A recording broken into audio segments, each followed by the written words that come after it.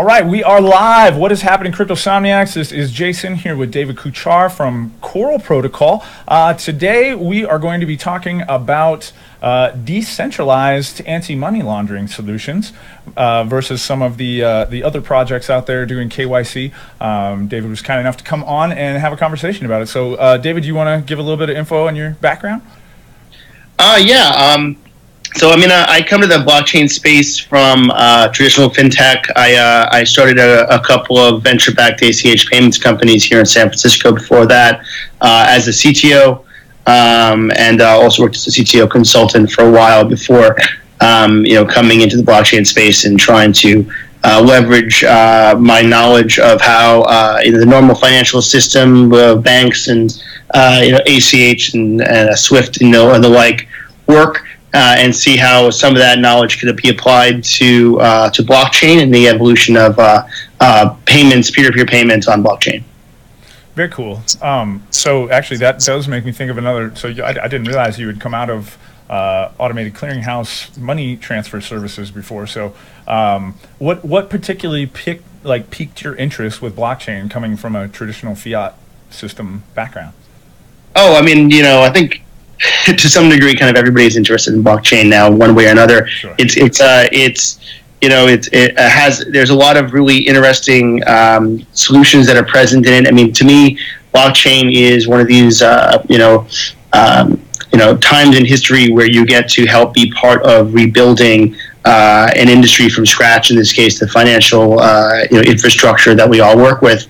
Mm-hmm. Had we been around the 50s, 60s, 70s and whatnot, we'd be working on maybe automated checking solutions and anti-fraud around that. But now with blockchain, there's unique, different challenges to the same problems, same sorts of fraud, and in terms of securing payments between parties and even AI. For that matter, in the future, any kind of automated machines, it has some very unique problems, and there's a lot of green fields here. There's a lot of very basic problems that we take for granted in the traditional financial industry that are not being covered yet or are protected yet in terms of blockchain. Very cool. Yeah, I know there's a number of different projects. Obviously, with a lot of things leaning into the STO realm now that ICOs have started to all kind of lean towards security tokens. I know there's a number of different solutions out there trying to solve the KYC, AML stuff, but one thing that I was particularly piqued curiosity of yours, because all the rest of them are collecting all of that data specifically, and the fact that you guys have a decentralized solution that's based a little more on I guess reputation metrics, if I understand it correctly. I just thought it was an interesting thing, so I wanted to get you on and ask you questions. So how did you come up with the idea, and why go decentralized versus the more traditional route, especially given your background, now that I'm aware of it? Oh yeah. We think that there's a lot of the solutions can be solved using a more decentralized approach. Certainly about unlocking siloed data in a lot of different companies that are already currently, different centralized and decentralized organizations that are collecting information. Decentralized approaches allow those companies to actually be able to share and exchange information more freely. That's part of why that is there. And also I think that any sort of real decentralized solution to any kind of overall, say, blockchain infrastructure, I think should be built in a decentralized solution into the future. If that answers your question. Yeah, I think that's something I've noticed that blockchain. We always, especially on this channel, we push a lot towards saying what's going to get mainstream adoption, etc. And when I first became aware of the space, it was a lot more crypto anarchists, I guess. There was I guess the sentiment was a lot more about how can we change, how can we diverge from the system or change the system. And it seemed like very recently a lot of projects have finally just gone a full 180 and said, okay, we're just going to find a new way to rebuild the old system. So I agree that having a decentralized solution going forward is very critical to the health of the space. Yeah, well, I wouldn't say that we're trying to. I'm not sure you're implying that we're trying to do the 180 not necessarily, but no, not you guys. No. Oh yeah. Okay, yeah. We definitely want to take like whatever we want to learn from the traditional system and how that kind of did evolve. Because I do think there's similarities to where we are in blockchain payments to previous evolutions of financial systems in the past. Certainly like the catch me if you can era of check fraud and that kind of stuff. Yeah. Or even if you look at how PayPal started as an anti-fraud solution, any kind of peer-to-peer payments or any kind of payments technology at all needs to start with an anti-fraud sort of thing there, and it's very rampant everywhere. But you can learn from those systems and apply those learnings to this, but it still should be you still shouldn't develop new centralized points of failure along the way.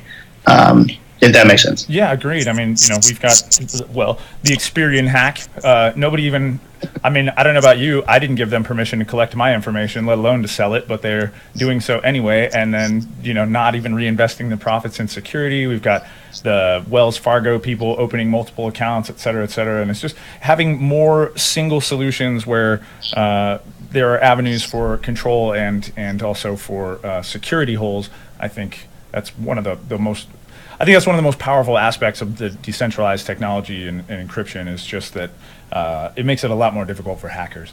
But specifically with that, so I know one of the big things you guys are trying to solve is phishing, right? And I know, like, say for instance, not to call out any names, but there was a project that last year I know of that I was looking at getting involved in the ICO, and they did get hacked and or phished, and somebody got into their email and was sending out, hey, we've reopened, so you can actually contribute to the you can contribute, just send it to this address right now. I almost fell for it, and I would have I just had a gut feeling that I was like, nah, I'm gonna hold off on this one. But anyway, so let's talk about it a little bit. How does Coral try to prevent that sort of thing? Because effectively, am I mistaken? Is that the kind of thing that you're battling, right?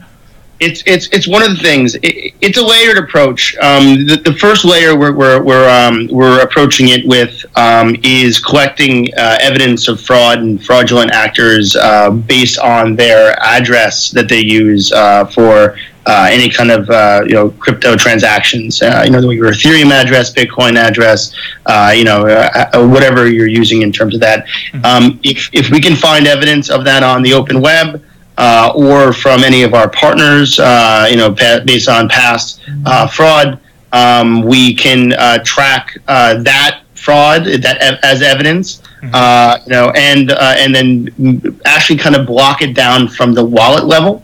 Rather than anything else. So the concept isn't more that we are telling you on that email or something like that, or giving you some sort of a list of stuff, some sort of blacklist that you shouldn't send money to that actual address. It's more that whatever wallets you may be using will eventually be integrated with our technology, our protocol, and will warn you against doing so, or will at the more kind of lower wallet level disallow or disable the payment before you can make it. And there might be some lag in terms of us tracking or seeing those kind of those threats to actually stopping him, but we feel like this technology is the first step towards something that'll be a better kind of immune system for cryptocurrency transactions in the future.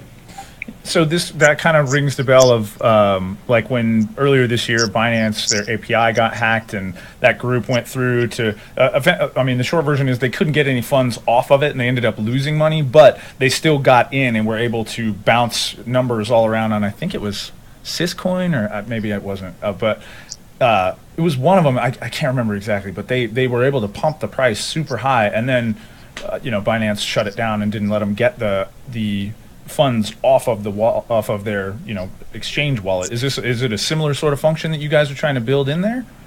Yeah, it's something like that. Partners like a Binance could benefit from our intelligence that again is shared amongst the entire network. And could potentially be notified as those funds are being hitting their servers. So like for instance, Binance could benefit from from this if hypothetically on another exchange, and I'm not going to name any other exchanges, something happened there, and we were able to track that out of that exchange onto the open blockchain system, and then we could notify them before it hit their custodial wallets. And then if they get that alert, they can lock it down and decide what they want to do with it. We're not a censorship network, but we can provide analytics for the participants of our network to make decisions to protect their users and their ecosystems.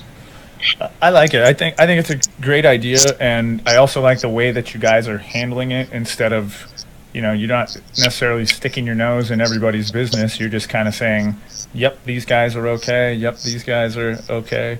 I think it's a cool. Angle on that. So, yeah, how did you guys come up with? Where did Coral come from? How come Coral Protocol? Where did that? Why'd you pick the name? Just out of curiosity. The name, yeah. That was a long process. To be funny, or to be honest, I had a scuba diving company before this called Coral. Oh, no kidding. It didn't get off the ground. We played with the idea for a while. It was like years ago, and I never got sick of the name. And then when we were playing with this idea, we were initially playing with the idea of coming up with like a mnemonic phrase for addresses that would be easy to remember. So we were playing on the idea of being called Mnemonic Network, and then we were like, man, no one can spell this damn thing. Yeah, right. MNEMN. It was like the idea was kind of like like what three words, the geo thing where it comes up with 3 words associated with every lat long sort of configuration. And then so we were playing with that idea, and then we were like, well, maybe we have a mascot called Nemo, a fish, and then where does a fish hide? It's in coral reefs. So it's a really long, weird thing. But the idea is it kind of became more that coral was like, the coral reef is like the bedrock of the Coral Protocol is like the bedrock of safe payments and anti-fraud for crypto blockchain technology. That's cool, and I like the branding as well. I mean, not that that's the most important thing in a project, but whoever your art director is God, I like what they're doing. Yeah, Jenny Guan, she's amazing. I've always as an entrepreneur wanted to co-found with people that were either strong product, strong design, something along those areas. So one of our folks is Jenny Guan, who's basically now, I've kind of taken her out of the entire loop. She's just like artist in residence right now. She paints pretty pictures for a living all day. So we'll go out. Make a living? Yeah, no, it's pretty great. She just makes everybody happy. She makes the brand a lot more fun than you normally have out of an anti-fraud kind of API kind of solution for enterprise, sort of integrations. It could be a really fun or a boring and kind of stodgy company, or look like too security focused. We definitely went with a more fun angle about that. And if you come by our office again, you'll see like all the pop-up books she has that she gets inspired by. It's a lot of fun. Okay. Yeah, I was going to say I didn't realize that I'd met Jenny actually, and I didn't realize she was the art director. So that's my fault. Apologies to you, Jenny, if you're watching. But yeah, I had. She'll give you an ear for later. I was going to say I had a couple of stickers that she had. I love the octopus hugging the coral reef. That's pretty cool. And that reef is Merkle tree as well, actually. I did not even catch that until you said it. I know. There's all this embedded stuff. She even makes we made these like bracelets here too with like the little Merkle tree thing. Cool. Now everybody starts wearing them. We go to conferences and we see people wearing the bracelets. I'm like, who did you talk to? That's gotta be kind of cool though, right? I mean, that's a subtle piece of marketing, really. If they're wearing the bracelet and people are like, what is that? It wasn't my idea. I didn't like it at first, actually, but now I get to see I'm wearing it. I'm all about it now. All of a sudden, I'm a bracelet guy now. It's great. So, speaking of which, I know you said you like working with people that are strong in their fields. I know you guys, your team has a pretty robust startup background. So, so how do you know the team? Because you guys have a pretty, I mean, it's not huge, but it's a pretty good sized team. We're at 15 now. Yeah. which pretty much all full time, other than one of us is in Miami, in San Francisco. I mean, I've done a lot of startups. It's my fourth now that I founded, I think it's just a product of having a lot more experience in terms of having a larger network. But most of the team came from my personal network. Before this, I worked 4 years as a practice lead at a CTO consultancy called SVSG here in San Francisco, and I helped recruit. Yeah. Say again? I said I'm aware of them, actually. Oh, okay, cool. Well, I'm still close with all those people. I had dinner with the managing partner last week again to catch up. But I recruited, at the time, half the CTOs there. So I've always been big in networking, and I know a lot of people in technology. So, I mean, we have about, I think, 5 or 6 people that are either formerly or concurrently, or consecutively, I should say, contiguously, that's probably the right word, C-level engineers, and who are, mostly being ICs right now, one type or another. Really strong background, including myself. I mean, I was a long-time CTO. I've been programming for like 25 years or so. Not doing it much now. No time to. But, we have a pretty awesome team. Our CTO is literally insane. There's probably about 6 of them on the planet, people that are good. I don't want to get too long into it, but he's built over 10 blockchains. I kind of coaxed him into, I think, quasi consulting retirement, where he's basically was a CTO consultant for a long time. So I got him to commit to a project. I don't know how it works. My advisors don't quite get where this team came from, but it's pretty amazing. Anyway, I can keep on going. Being well networked is a powerful asset, I think. I used to, I was a biz dev guy before I moved full time into blockchain, and there's a saying that goes around: your network is your net worth, and it's very true because, or in more simple terms, it's not what you know, it's who you know. I think it's a little bit of what you know as well, but. Oh, well, for sure. I mean, when I did my first venture-backed startup, I had to my hiring was difficult. Nobody knew me yet or anything like that. I didn't have people that just would implicitly trust to work for me right off the bat. At this point, we haven't. I think we'd be stunned if we used a single sort of job rec or any kind of recruiter or anything like that. It's all from the network, and my network's not even tapped out yet, and we haven't even touched a lot of the rest of our team's network, which is pretty extensive as well. Recruiting has been easy. People are climbing it through the windows. It's more a question of are we hiring too fast? You don't want to burn all your gunpowder out before you kind of hit your stride. Sure. Yeah. I mean, that's I'm from San Francisco, so I'm familiar with burn rate. Certainly, that's. I think a lot of the VC stuff just kind of starts to become second nature as you're around, or at least learning about how it works anyway. Whether or not I have hands-on experience, but obviously you don't want to burn through your runway before you get it off the ground. So. Oh, of course not. Yeah. So speaking about the Bay Area, let's just do a simple fun stuff. So like to personalize people a little bit. What's your favorite food? That's one of my favorite things about San Francisco is the culture mash and so much good food. What's your favorite food around there? Probably my favorite food is Italian food. I'm from New York originally, so I had a lot of that growing up. Kind of suburban Italian food, to be honest. Pizza, that kind of stuff. The best thing about San Francisco is all the Asian food, though. I spent a lot of time, about a couple of years in Thailand after my first company was successful. I did a lifestyle business out of my PhD program, and I traveled and lived abroad for a while. So I'm a really big Thai food fan, Indian food, etc. And we do a team lunch on Tuesdays. We did one today, actually, since it is Tuesday. And there's a Thai restaurant near us that we all like called Farmhouse. Yes, yeah. That place is awesome. I don't think we went there. Yeah, that place is awesome, though. We go there most of the time. Most of our team lunches, we end up going there because it's kind of the easy choice. It's relatively healthy food. Yeah. My first co-founder likes to call, who still lives in Chiang Mai now, likes to call Thailand the French, or I think it was called the French kind of cuisine of Asia. That makes sense. All seem to have this French chef sort of palate, and it's amazing. Sure. Yeah, I'll go with that. I'm on the same team. Thai food is hands down my favorite food. I could eat it every day. And it's especially because it's like mostly the same three ingredients in everything, but they just somehow switch it up and to make all these wonderful things.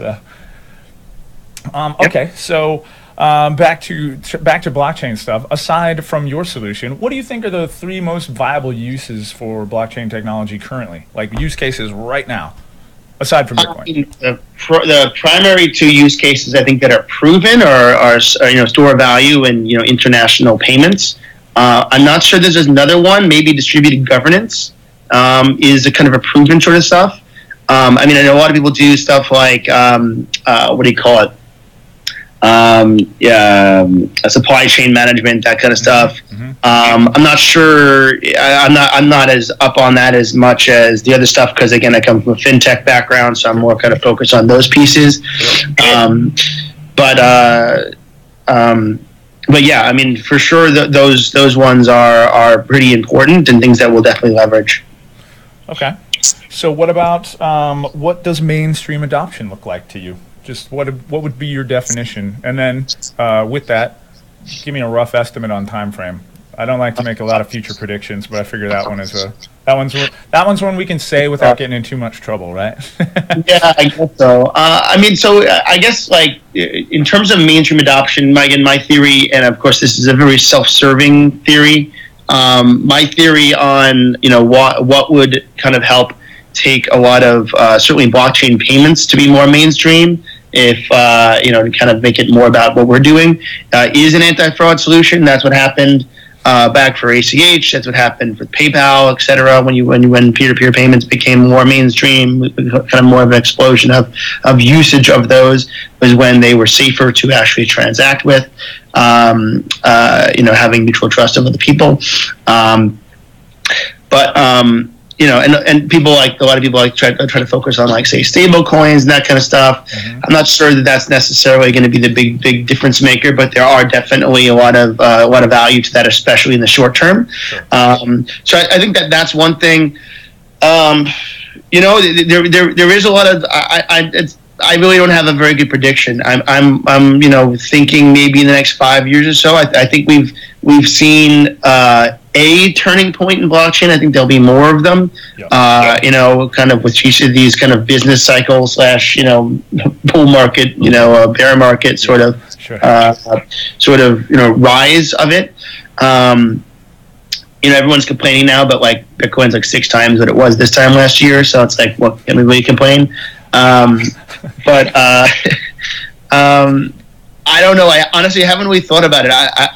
I do kind of think there's going to be a lot more transactions in blockchain between like artificial intelligence and machine-to-machine kind of transactions and interactions rather than people necessarily. And I don't really think that blockchain is something that is for the end user. Really, I think it's more for machines to communicate with other machines and actually pay other machines. Sure.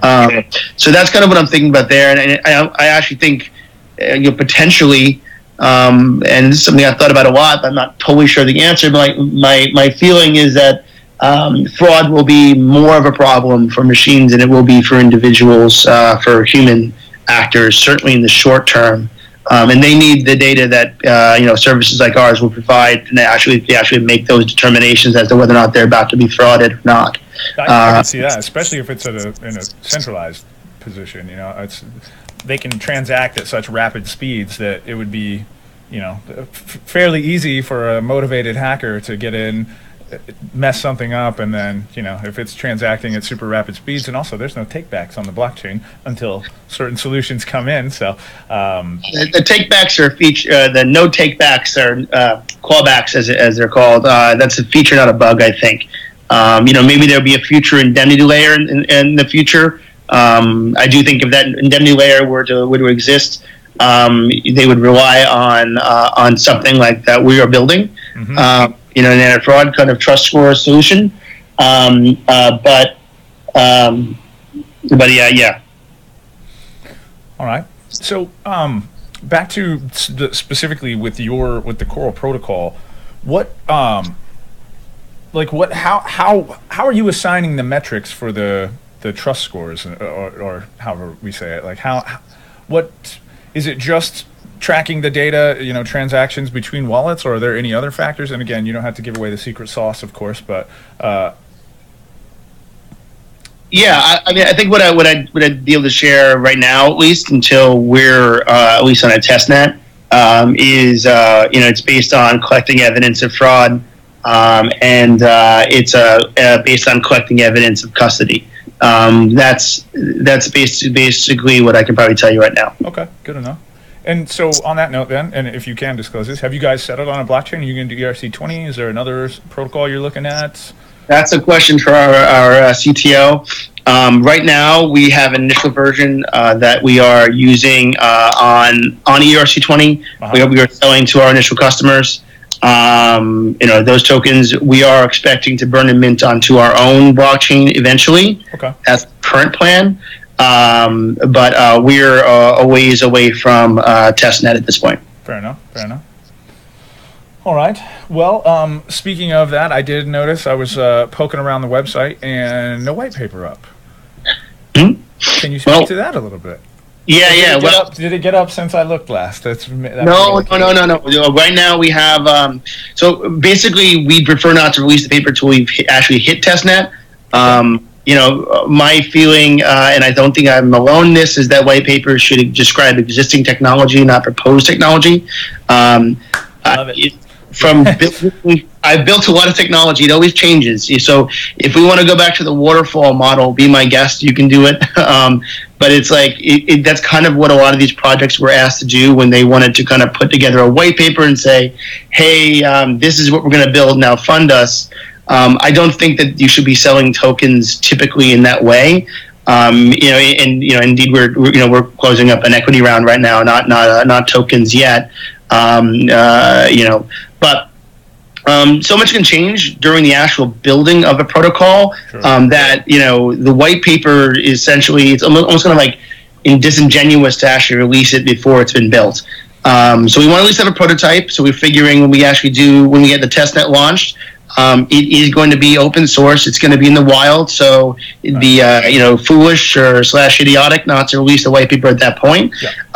But at this time, we do have an internal paper that we've played around with some of the concepts. Mm-hmm. But it's going to change so much between now and actually hitting mainnet that it'd be silly to release it. I think that's actually really respectable. I mean, that's another thing I talk about a lot, is just like how much money was raised last year with a website, a white paper, and a good idea. And then more importantly to that, how many of those projects actually plan to develop anything? How many of those projects are actually adequately utilizing their resources and moving forward in a positive manner? And how many of them are just sitting on a beach and throwing parties and stuff? So I don't even want to talk about what other people have done, and it's not necessarily. I don't think they're not necessarily all scammers. I think that they're just we're inexperienced, or we're naive one way or another, or one way or another. People call them scammers. That's fine. You can call them scammers, but I don't look at them that way. From our standpoint, we're definitely product focused. We're focused on actually delivering a product to consumers. We don't want to go with what we kind of look at as kind of like a field of dreams, sort of, if we build it, they will come, plus waterfall model of, here, I'm going to design the whole thing before we build it, and then we're going to build it as is. It's kind of the worst of both of those kind of worlds, where people are building these blockchains and then hoping to get adoption without any proof that people are going to use it before actually releasing it.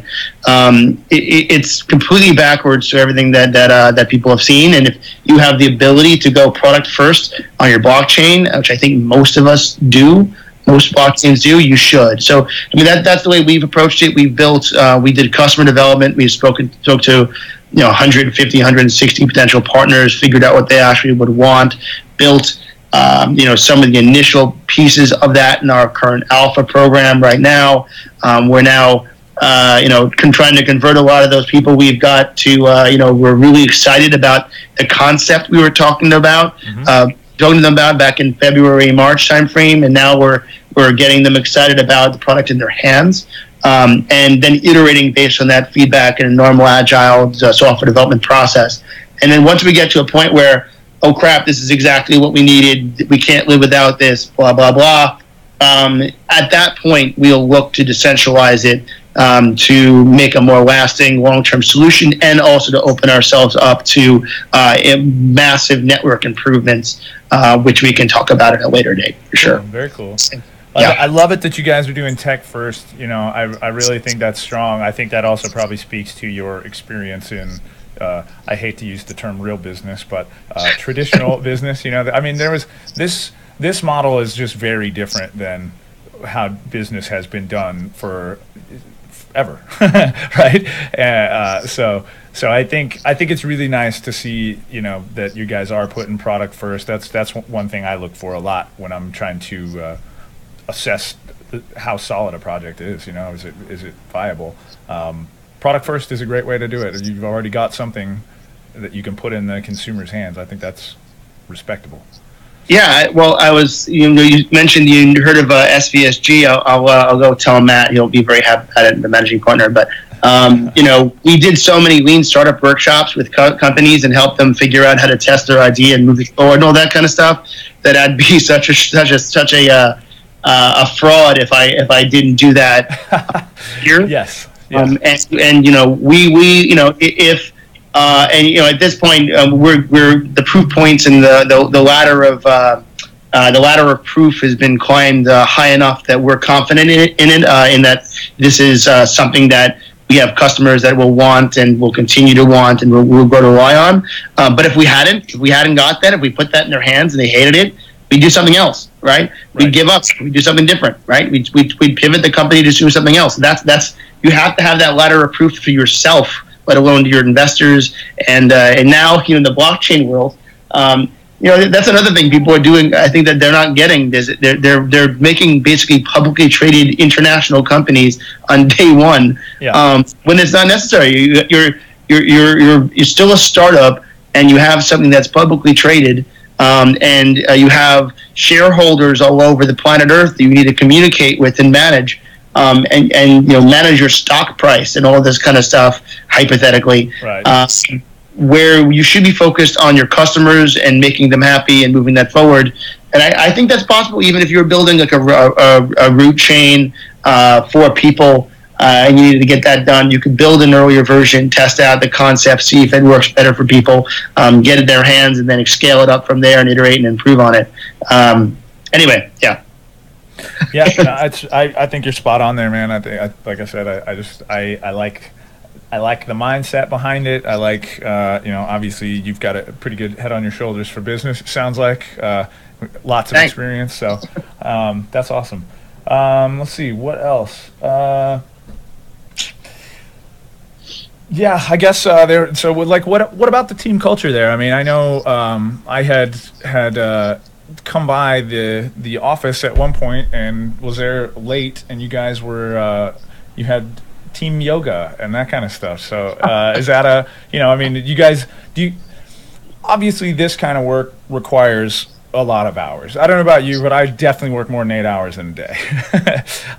And so with that, you guys seem like you're doing, or at least you're trying to do, proper work-life balance. Tell me a little bit about that. Like, was that more so? So the only rule, well, and there's other rules, the typical rules. The only kind of like non-traditional rule that I put in place is based on my experience and you know, years of running startups is mandatory weekends.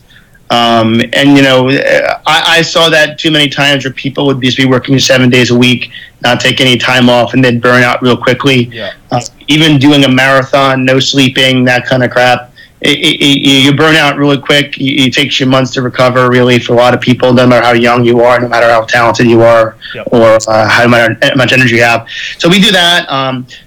Courtney, who you met, is really been awesome for team culture. I mean, a lot of the things she does, including our Coral Connects events that she's been doing.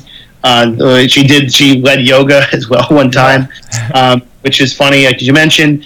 And we've actually started floating the idea of making it kind of like a San Francisco-wide kind of, like blockchain sort of yoga, crypto yoga sort of event where people can come by the office and do yoga with us sometimes. So we're considering opening that up to other people.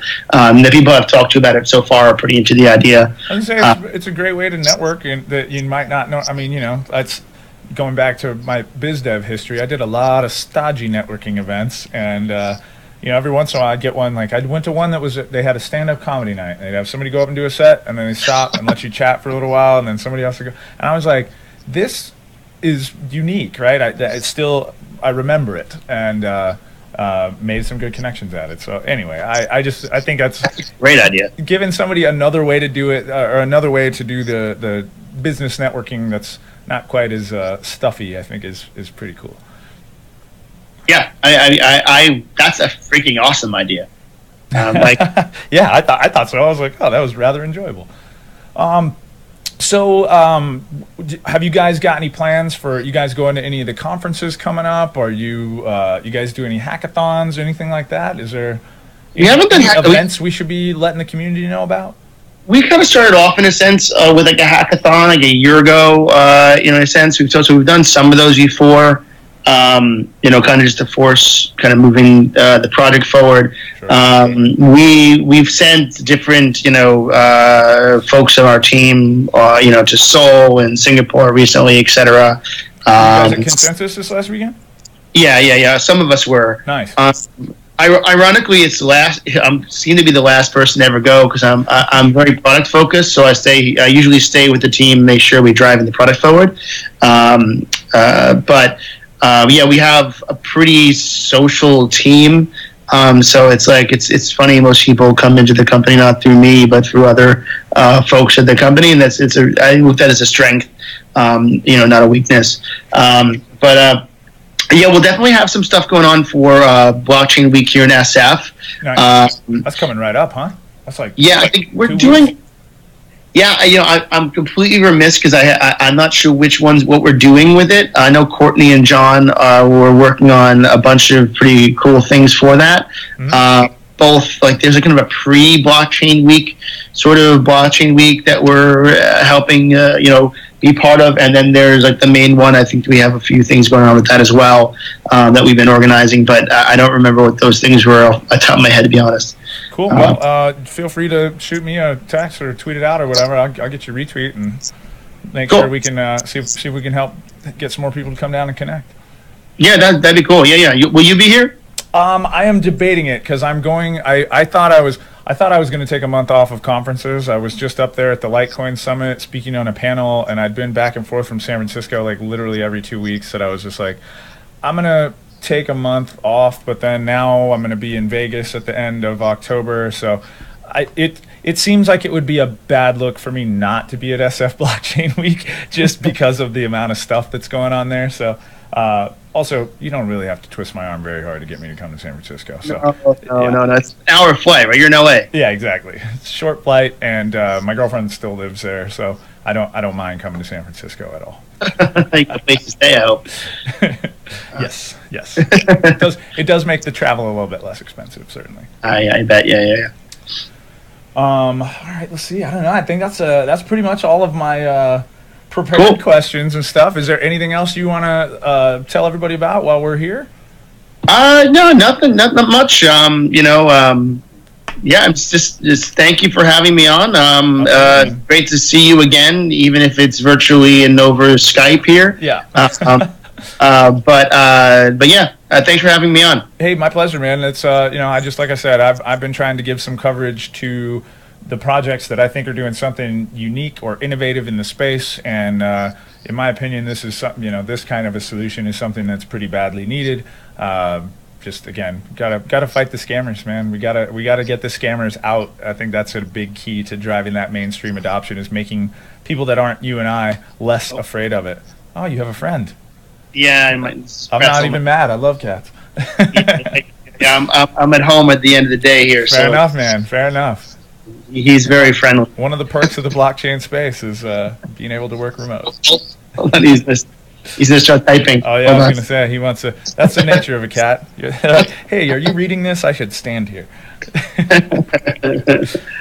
Very cool, man. Well, hey, keep us posted. Happy to have you back on and, chat about updates if you guys have any exciting new developments coming up. And hopefully I'll see you somewhere around for Blockchain Week. Yeah. There's a whole lot of that stuff coming up right now we can't talk about yet, but yeah, next time I'm on, we can talk about a lot of that progress. Awesome. Well, I can't wait. And again, thank you so much for making time and coming on. And we'll wrap this up, guys. This is Jason from Cryptosomniac. Thanks again, David. Really appreciate it. Keep your stop losses tight. And I am out of here. Thanks.